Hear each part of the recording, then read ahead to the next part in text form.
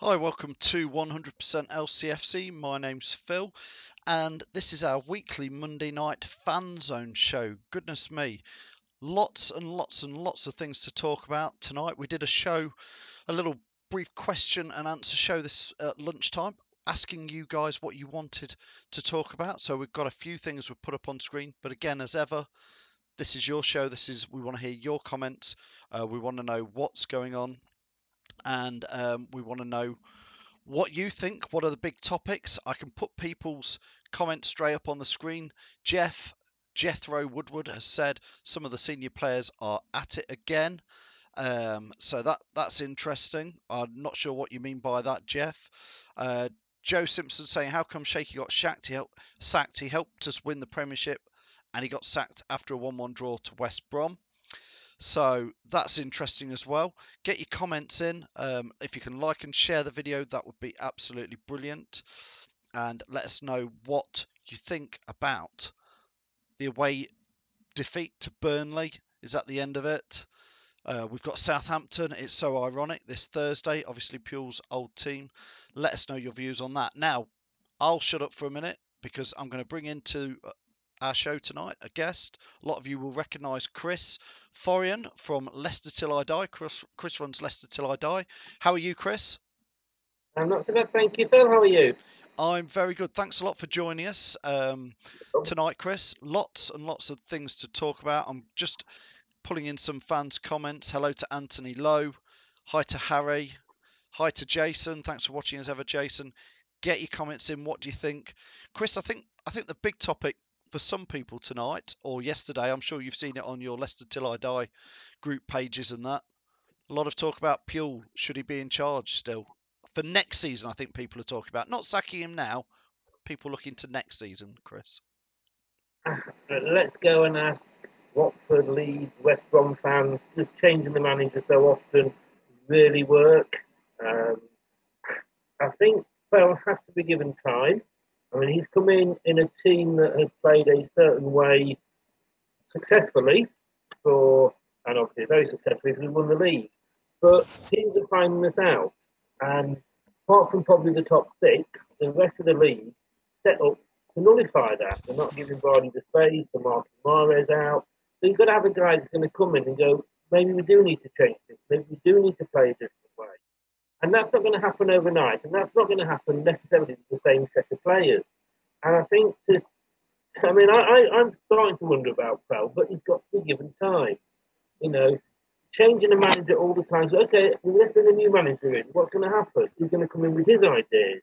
He's going to come in with another set of players. We're going to waste more money buying different players because he doesn't like the players that Pro bought. When does it end?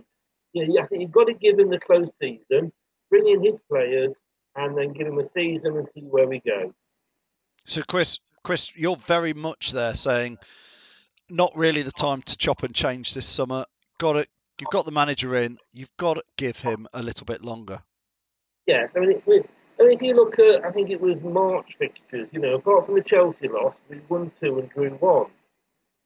Bad couple of results the last few weeks, I agree, and we seem to sort of need to go a couple of goals behind and before. I mean, we just played the last few games of the second half. We'd be well away, but that's something that he's going to have to sort out. I think there's a couple of players there that are maybe sort of past the sell-by date. We all know who they probably are, but it's going to take time to change. And in fairness, well, it's a difficult job, I think, for anybody coming into Leicester because you've got this side that won us the Premier League. Majority of the players, a lot of them are still there or still part of the squad. To come in and change those players, he would be absolutely crucified. Comes in, he doesn't change the players, he's crucified. We're not getting results. You've got to give them time. And okay, Shakespeare was given a close season. We must remember where we were with Shakespeare when Krell took over. If you go back to, was it October when we were sort of 17th? If we said, "Oh, we'll give you 8th in the quarter final in the FA Cup," you'd have bitten my hand off. Well, exactly, Chris. I mean, somebody saying that Jason Mills says Hughes has got Southampton playing well. Phil will struggle against them on Thursday. We'll come on to that in a minute about Southampton's game. Yeah. you're just saying that you think Puel's got to be given longer, given a transfer window. My question to you, Chris Lightly, is: do we believe that the Leicester City managers, whether it's Craig Shakespeare, whether it's Claude Puel, whether it is Claudio Ranieri, do you think any of those managers are actually signing the players or getting the players, or is it that transfer structure at the club seems to be a question mark at the moment for a lot of fans? Who knows? And we'll never know 100% to that question. I mean, we'd like to think if I was going in as a manager somewhere, my job's on the line, so I'm going to have some say in who's signing.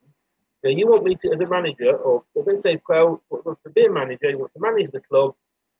His job is on the line, depending on the results. So he's having to play with, or use players that he doesn't want to sign. Surely that's going to be wrong. And I think they've got to have had some say. I think they really have. I think to say that the manager has no say in it at all, I can't believe that. Well, I mean, I certainly think that it was Claude Puel who was attributed to the Diabate signing, wasn't it, in January?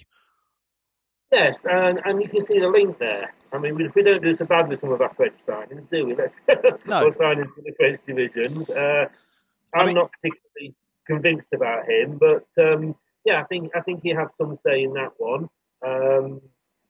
I think the problem we've got as well is we had a golden period where the way that we signed players, the way that we scouted them, was probably the best not in England, certainly almost if you like in Europe. We know the success it brought us, and that has slowly broken down with different people leaving the club and what have you. And we will never ever get back to that stage. And if you look, I don't think we've got any signings that we left that Ranieri's made.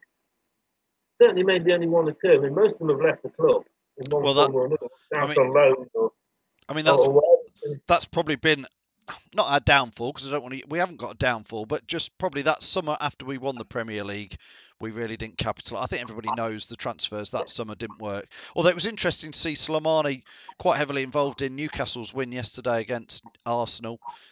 Certainly involved in the second game, in the second goal. That's God's law, isn't it? You let a Yes. player go. Yeah. I mean, I was a great lover of Musa, and I think you're looking, look at what he's doing now. He's banging them in for fun, but he's being played in the position that he should be being played in, which he hardly ever was. I mean, you look at him when we signed him. Everybody's going on about Diabate, going, "Oh, what a great signing! He scored a couple of goals when we signed him." Yeah, that was against Peter in the FA Cup. Musa did it against Barcelona in the champ, whatever that cup was called. I can't remember what it was called The now. International Cup or whatever. Yeah. Steve Gibson has come in and says, he comments, Rudkin makes the transfer decisions. Not many top managers will come here because of that.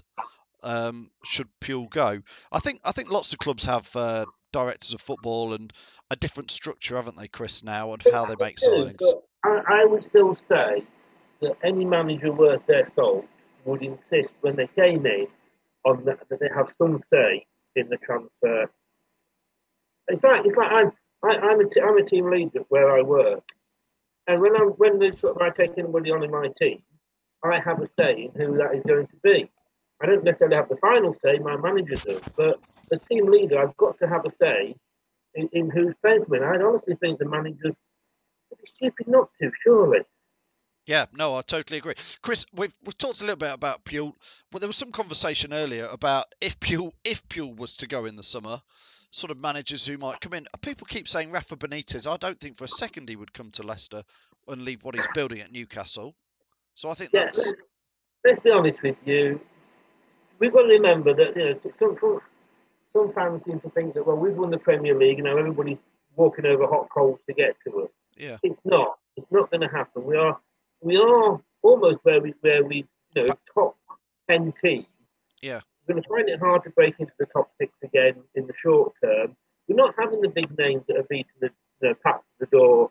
Otherwise, we'd have got them in already. I mean, Ranieri at the time inspired very few people. All right, history proves them wrong.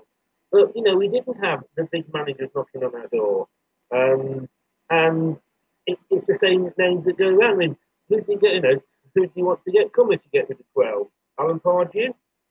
Yeah. No, I agree. And I was speaking with Lee Chapman earlier, and he said to me, he said, if you take out the season we won the Premier League, which was a bit of an anomaly, God, I can nearly say it. If you take that season out, we stayed up the first year.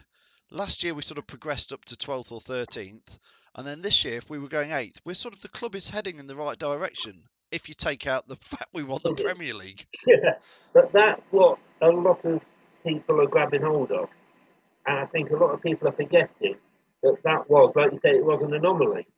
I'm glad you can say it. I've had a drink. Yeah.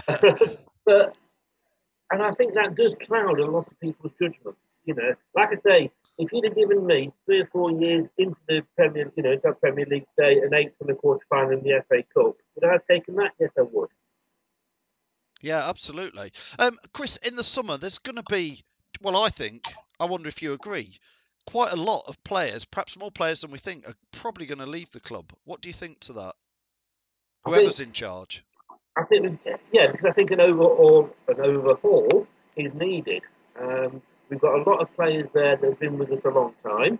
And I must admit, I think this might still happen in the summer.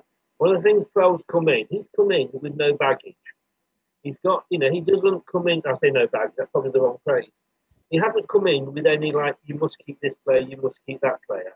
Ranieri came in and did what he did basically with Pearson's squad. Shakespeare basically was using the same players again.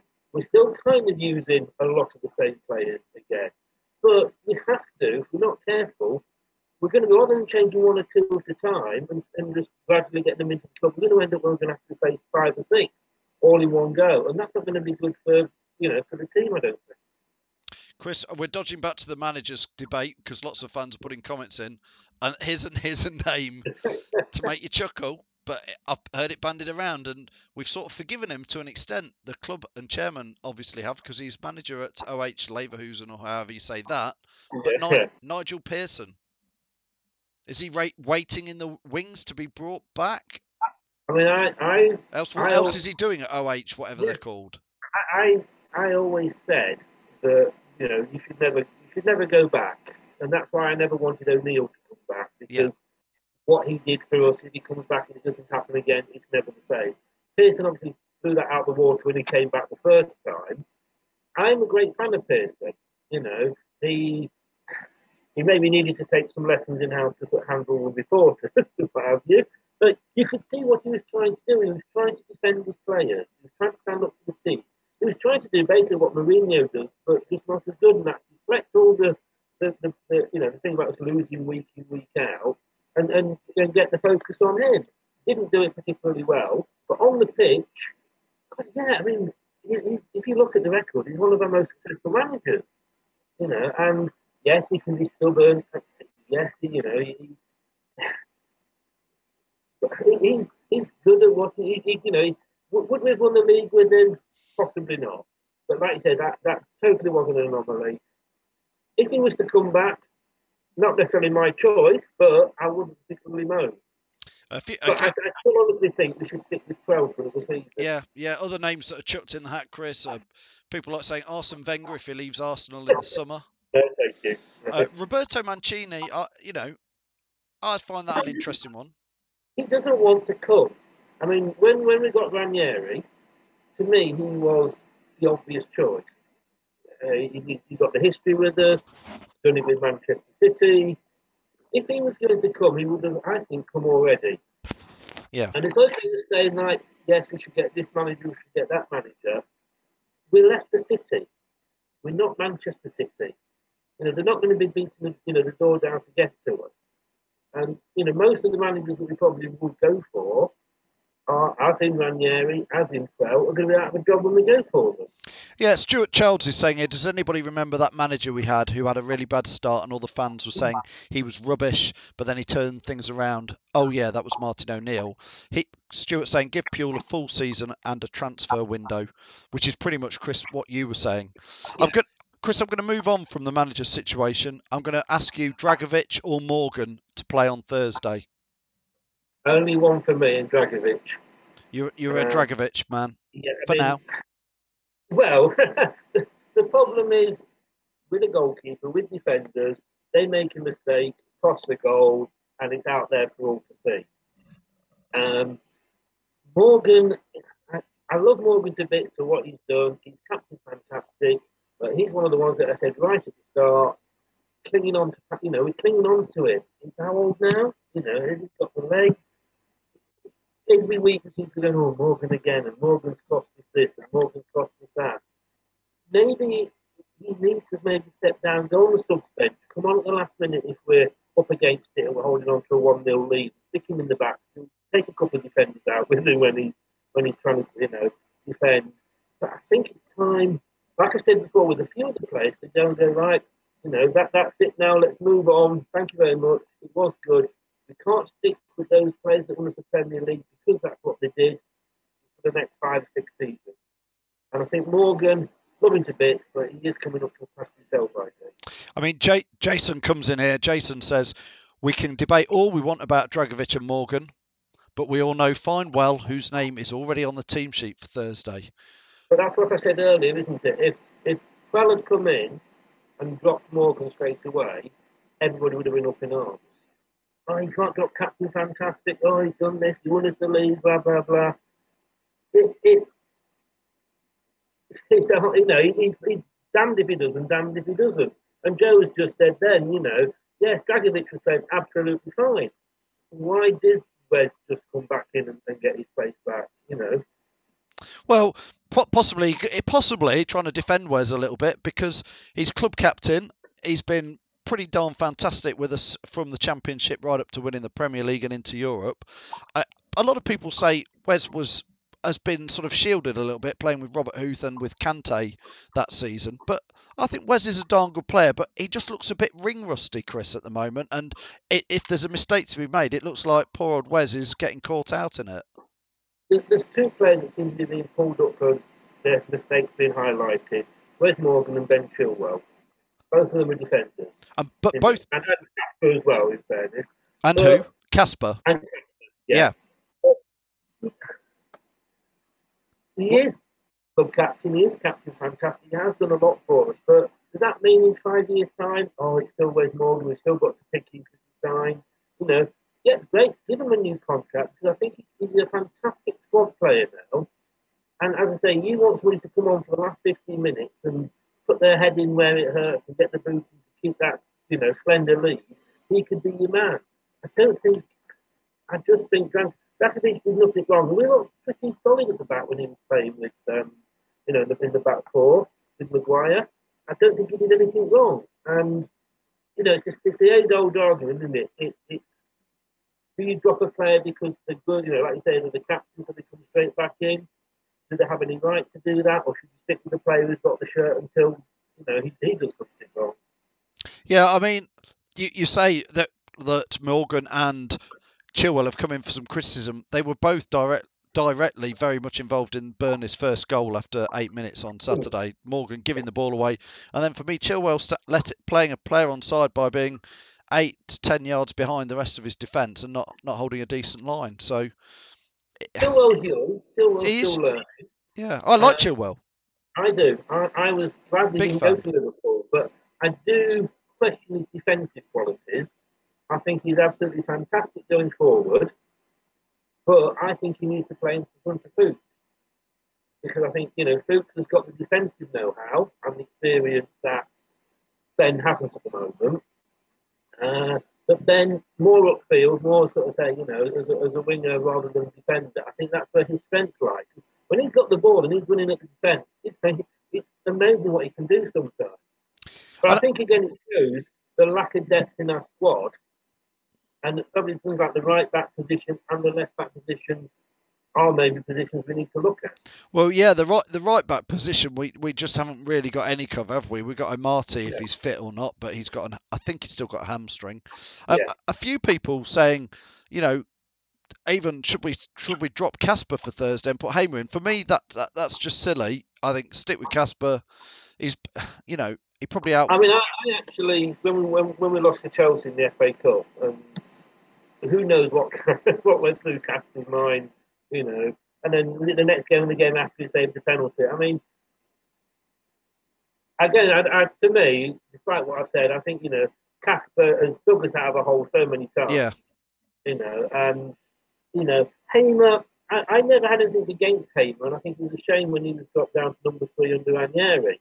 But what happened now? I'm going to trouble with this one. Jupokovic, is that the goalkeeper we got from Hull? Again, who's got Premier League experience? What's happened to him? Well, again, that helps me highlight the transfer policy, because you've signed a keeper who had a pretty decent side for season last year for Hull, and yet this year, he signed for £3 million. He would want to play. He's not left Hull to come to Leicester and be second or third choice, has he? Oh, exactly. Again, I can't think. The problem is, I think the thing is, people, when it comes to transfers, it's easy to blame Rudkin, but nobody knows really what's going on. Nobody knows, and we never will do. You know what I mean? But like you say, our transfer policy, since I think we broke up the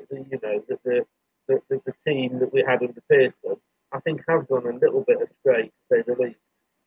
Yeah, so big. Chris, let's have a bit of a chat about Thursday, Southampton. I'm looking forward to it. I don't think there's much left to play for this season, apart from finishing maybe 8th now. I think 7th has gone. Do you agree? Yeah, I think if you have a look, I think since about mid-December, apart from 1 week, we've been 8th every week, because when we've lost, other teams have lost. And our problem was that when the few times that Burnley lost, we didn't capitalise on it. I think we're not going to make 7th now. And even though, 7th, there's no guarantee that Arsenal are going to win the Europa League and let the 7th place team get into Europe.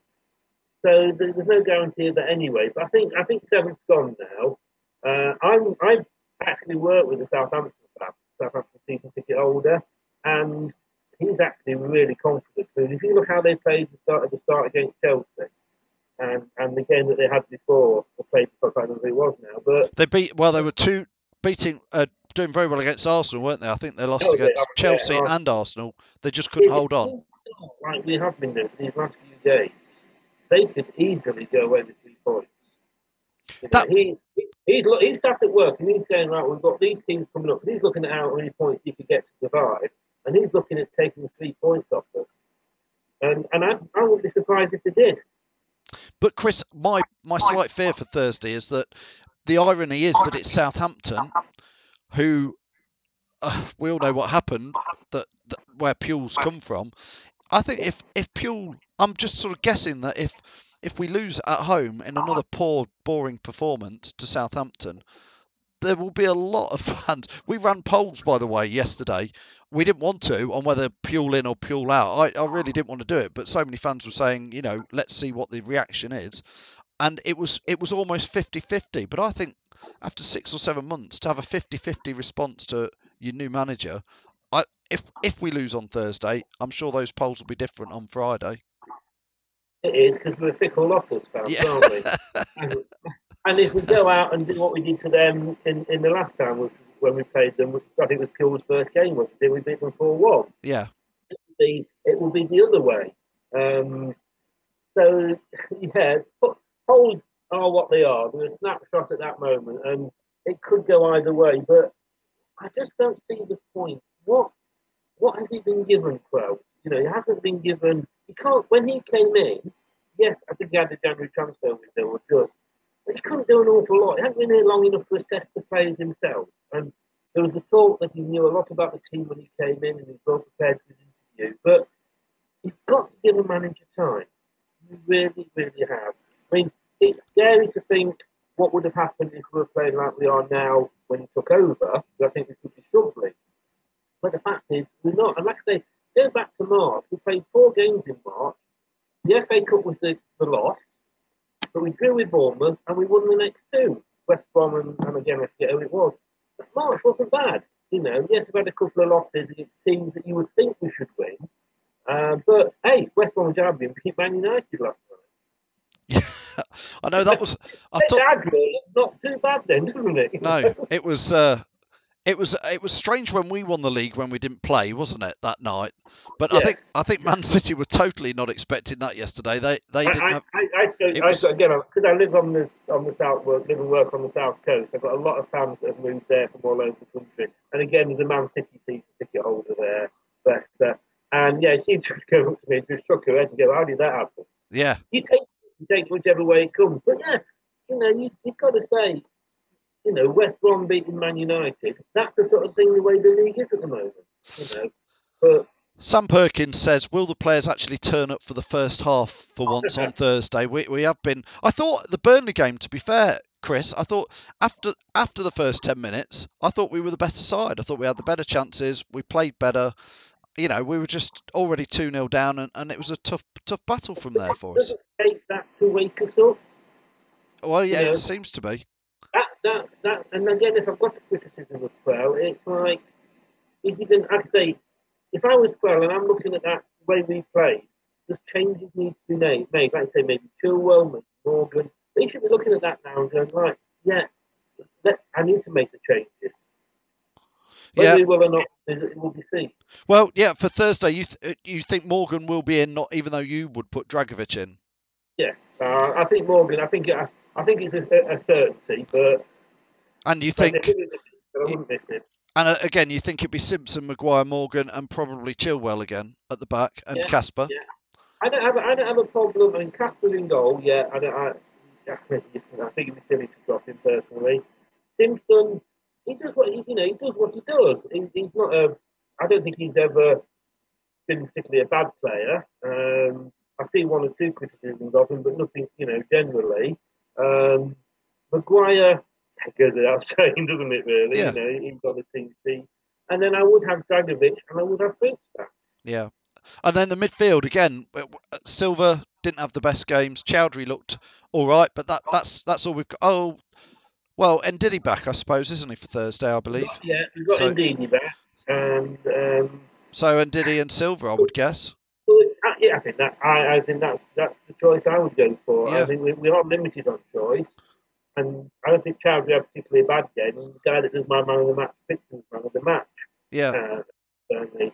I don't think he did anything particularly wrong. No. But I think in the short term, it's always going to be two of the, the DD, Silva, and Ibora. When Ibora's fit, it's always going to be two of those three. I mean, I'd like to see us go for it on Thursday night. Again, if we're eighth, we've got nothing to fear, nothing to lose. So can we play two up front? I mean, the Newcastle game, we didn't have a shot on target till the 84th minute, Chris. Can we play a bit more attacking this Thursday, please?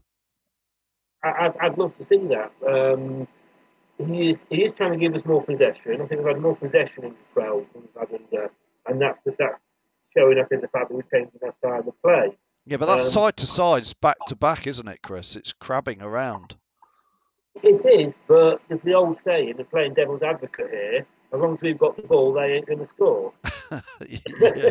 But we obviously need to do something when we've got the ball, I mean, I remember, rest in peace, Ray Wilkins. He was always known as like the crab player, wasn't it? Passing it sideways, not going forward, but he always kept possession.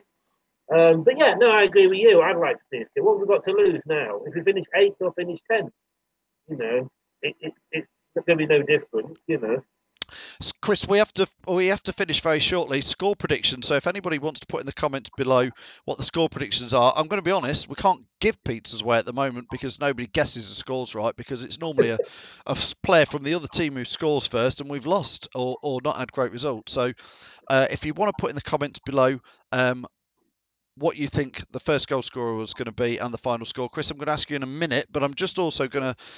We ran a little competition yesterday, which was what's in the bag. So literally, our pals from ADT's, Peters and the Blues Bar gave us some money to go down and buy some stuff from the shop. I'm going to show you what was in it, and then I'll pick a winner and put it in the comments at the end. What did we have in it? We had one of these magazines, the new LCFQ. I don't know what that is different to a matchday programme. Money, Chris says. Well, there's lots of stuff. So that's one thing that was in there. And there's also... Is this money as well then, Chris? Look, I'm just getting it out. It's a Fox and Crop shirt. Can you see that? It's Yeah, quite well, nice. how, Now, how, how much are you paying for one of them? how much? Too much, probably. What do you like, Fox and Crop stuff, Chris, or not? To be honest with you, it sounds awful, but what you're paying just to have a logo on the corner there, yeah, no, I won't spend the money on it. Take me to Primark any day. Well, so you don't want to win it then, Chris?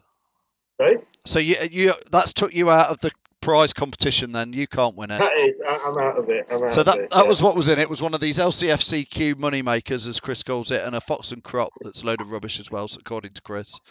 But it's in there. I'll pick somebody out. Chris, let's finish off with some score predictions. I'll come to you right at the end. I'll keep everybody on tender hooks to hear your prediction. Gareth Taylor is saying 3-1 to Leicester, but Southampton to score first. That's an interesting one. Mitchell says 2-2, but who do you think is going to score first? Mitchell. Aggie's going 1-1. Chris Allen saying 3-0. Don't forget, first goal scorer Mitchell said Vardy to score first. Lee Hinton is saying 1-1 with Austin to score first. Charlie Austin often does score against Leicester, so he's not a bad pick there. Anne Simpson is saying Ndidi should be back in the team, so I think it'd be 3-1 to Leicester. Sam Perkins is saying 1-1. Simon Gimpson is saying 4-3 to Leicester, but who do you think is going to score first? Quite 4-3, Chris. That's going to be a great game. Oh, that's one worth watching. What the last one? Chris Allen 3-0. Mares to score first. Chris, tell us it's going to be a Leicester win, a great game, and who's going to score first, please? I unfortunately can't see it because I know Southampton. They're in the bottom three. They are desperate for the points. I actually asked them, are half of our players on the beach already? Do you think so, really? Sorry? You really think that? Because a lot of people have said it. Do you think professional players can do that? Look at the way we played those first halves. Yes, because we're not awake. But I would never ever predict against a loss to Leicester. I would never predict against. You can't, because you run Leicester till I die, Chris. So I'm afraid, a bit like 100% LCFC, you're not allowed to predict us to lose. I'm going to go 2-2. Right. I think I wouldn't be surprised if Austin will score first. I think because that's the way we've been playing recently. But they are scrapping for it, and I hope we beat them. And if we do, they are really in the mire then. But you look at the way they played against Arsenal, look at the way they played against Chelsea, look at the way we played the last two games at the start, and it is a little bit scary. Mark Damon has predicted 3-0 with a Simpson hat-trick. How many pizzas should he win if that actually comes true? I think you should get the rules whole bloody street, mate. A lot of people saying Austin's going to score first. Stuart's gone for Austin and 1-0. I've got to go for... Can I ask you a question about this, though? Charlie Austin, and I live in Poole, and I can remember watching him when he used to play for Poole Town Football Club before he made his first move. Rumours that he might be coming to us, or we might be interested if they go down. Would you sign him? Well, about 2 years ago, Chris, Charlie Austin, when QPR went down, which I can't remember the year, I was banging the drum saying, why are we not buying an English striker who's got proven goals at the Premier League level? And that was a couple of years ago. He's not quite. He's had a few injuries, hasn't he? I think Charlie Austin. He has. Last year.